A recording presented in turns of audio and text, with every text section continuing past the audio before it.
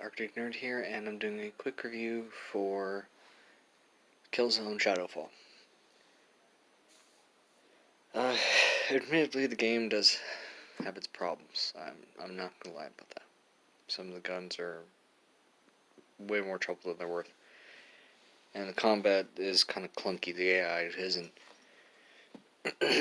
what it was in the old games. That's for sure. Plus, I'm not really a big fan of stealth. Some of the missions are just ridiculous. Having to find power cells at this one point and have to match them. That creates a light bridge, and you gotta go across that light bridge, and then you have to somehow navigate your way through with limited power cores, start the core itself, and then escape the space station. Which is not fun at all. I feel like there's just so much potential. Killzone 1 through 3 were awesome. Killzone 1 will always be my favorite. Always. Hated the ending of 2. I mean, I'll probably do a review of the games themselves.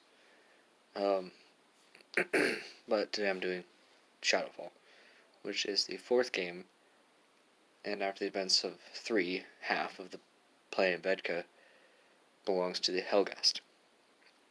Which I'm sure you can imagine, having mortal enemies living on the same planet. That's not very... well, let's just be honest, it's not very good. They don't like each other, and one side's always trying to stir up trouble with the other, all the while holding up the flag of, I didn't do nothing.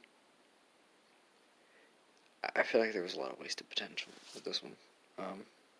There's no real vehicle combat like in 1 through 3.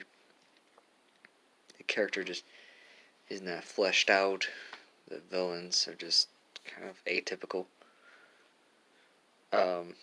It's for the most part it's one of those games that's like, who's the real villain? Whose side should you really be on? It's just not that great. I'm gonna have to be honest here. I mean, the beginning of the game starts with you being a kid, having to escape while the Helghast are kicking out or killing a bunch of people. It's the typical, your dad gets shot and this mysterious mentor takes you in under his wing. Yeah. So you become a shadow marshal, which is kind of like their version of the CIA. Go in, take somebody out, slip out, deny all responsibility. Yeah. Some spoilers are in here too, so be aware. The person that a lot of people thought was dead from the 3rd game, Johann Stahl.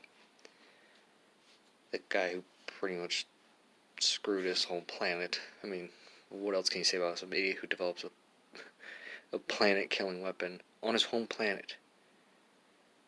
Genius plan. Yeah. Not very smart.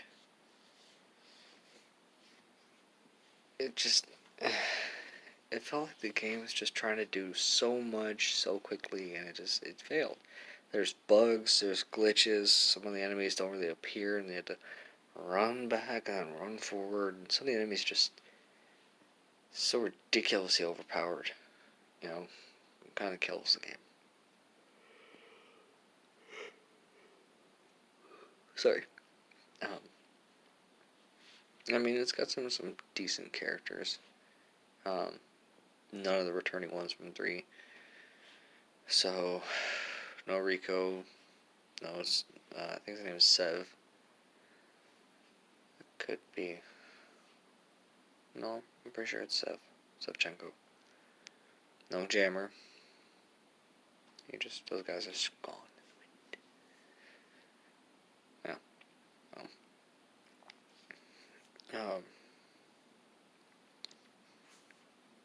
It's just one of those things. I would have to give the game a 4 out of 10. I'm sorry. It's a playable game. Don't get me wrong. It is. It's just not well put together. I mean, it has so much potential. Maybe if they make another one, it'll be better.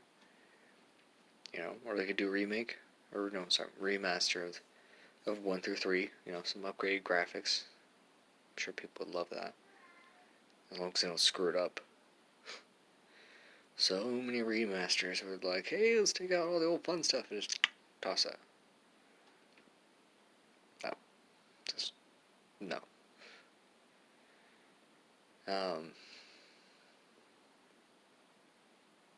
It's it didn't feel like a Killzone, you know.